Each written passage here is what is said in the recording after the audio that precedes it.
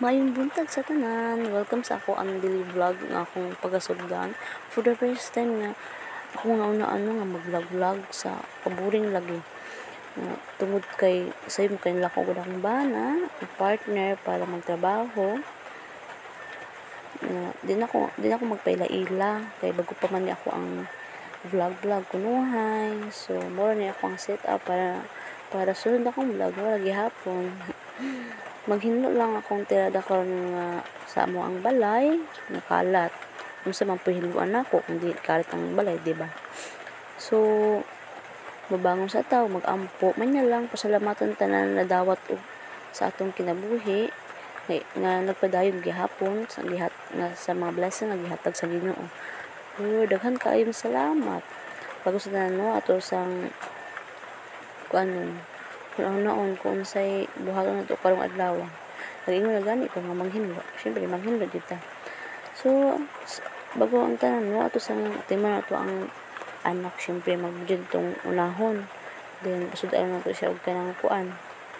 Nangay man siya og Milo sa kuha karon di tagan na pud nato siya Milo. Mamang yang request. So di na ko magluto og sudan. Sabi na lang pud nato og hinlo pilo diri, pilo hipos dito, pilo na po diring dapita. Ano naman na itong kada adlaw nga kuan nga buhaton. Kuman og hinlo, syempre daigda gamay kay tataod maligo kay mulakaw. Mulakaw ko pa dong sa destination nga kaya na akong abton. Wala may kaya sa akong kwarta. Ito mato ko sa among lungsod sa among lugar para magpatahi sa akong pang-UGT. Siyempre, mama na gud ta nga na ay pangarap bisan na buntis o nanganak padayon gihapon ta sa atong kagustuhan nga mulambok. Bisan pa man mapuno tag diskriminasyon diring dapita o pasagdan kay maglibak pud biya ta usahay balos-balos ra gud.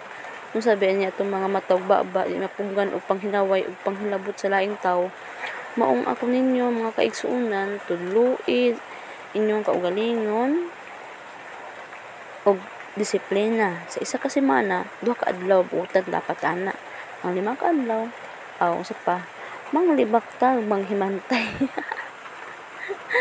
Kuya pagbiya na ako mag-advise bitaw nagyaga-yaga rabi ako tungod sa kadang atong piluon wala mura na mo ko ani kuan abtik pa man isang abtik syempre tungod tong speed dapat abtik gid ta. Nga kung anak ko nang kamot doon siya kaon. Huwag ko siya magkuhan. Kabalo mo siya makaon doon. So everyone, mato ko sa patahian kaya magpatahi lain pag magbiga-biga. Pwede po para masabayan na po o mabunalan sa atong partner. Samtang gadagan yung motor nga akong gisakyan. Padong samong lungsod everyone o nagtuon to pala akong lubot. Binhod na gud kayo akong pangupo. Uyog-uyog po akong kapay pisan way unod. Pag-abot na ko diri halong lingkod gamay para wala to ako mga classmate na UTO na pero naligo pa UTO maligo. Mga naniim among kun naabot samantalang sabot na mo 10 AM nabot sila 11 kapin na gamay-gamay ra pud akong paabot nga oras. May ganit sa akong pagsabot og pasensya. Lingaw ra pud akong tuyok-tuyok di sa mo ang lugar. Di na ko taman mga people muli ug magpabibi na puntaan ni sa akong partner daghang pang bye people, Merry Christmas, Advance Happy New Year, follow for more, thank you sa paglantaw mga people, mahal kayo ni Lord. Ay, sagday lang akong tingog.